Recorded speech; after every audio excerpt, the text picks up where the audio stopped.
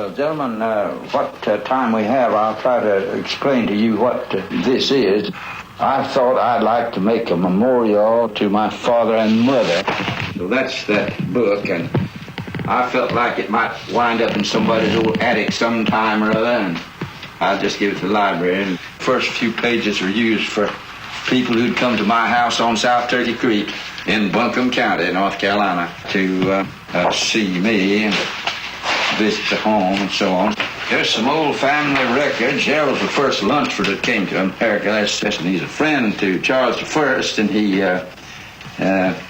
turned up in here in 1649. Charles I's head went off in, I believe it was in 1648. So he thought it'd be better for him to turn up in America. So, letters. That is the first state school certificate given to my father.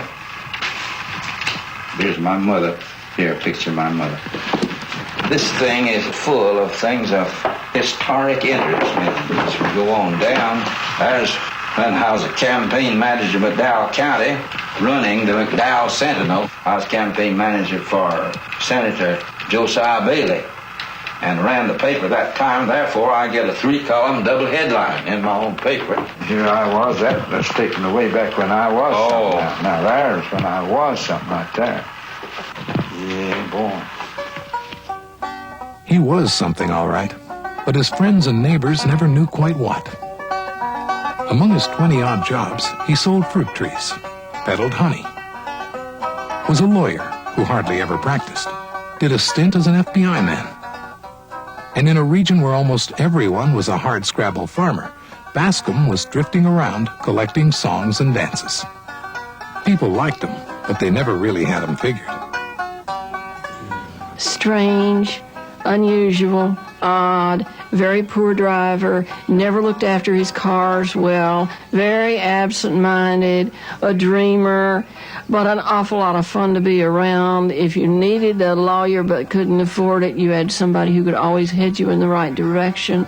The local part-time lawyer married Nellie Triplett, a good-natured woman who saw to the house and bills. And they had 7 children. People were always speculating how on earth he kept them fed, and why he so often strayed from home.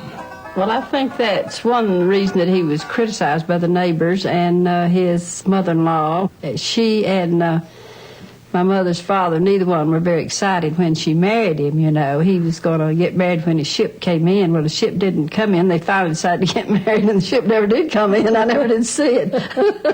Lunsford did not do it for money. If he did, he was the worst failure on the face of the earth, because he died probably a pauper as far as money's concerned.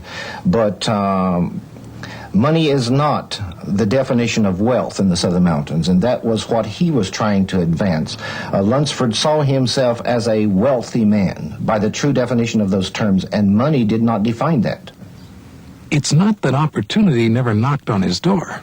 One of Bascom's biggest chances at financial success came along when he wrote a song that evolved into an American classic, Mountain Dew.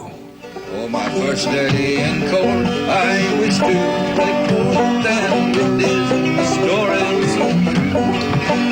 When the state closed this case, a young man raised his face.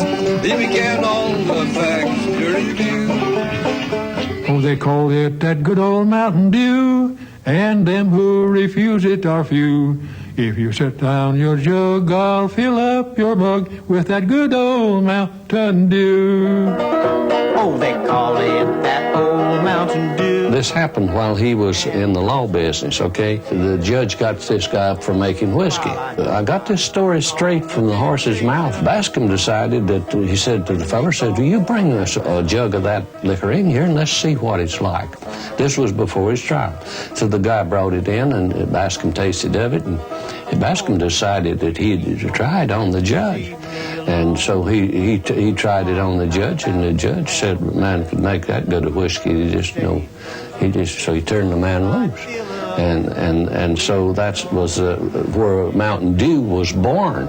Yes, he called it that old Mountain Dew, and those that refuse it are few. So I closed up his mug when I filled up his jug with good old Mountain Dew. The upshot of this story was that after a week out collecting songs far from the North Carolina hills, Bascom traded all rights to Mountain Dew for money to buy a train ticket home.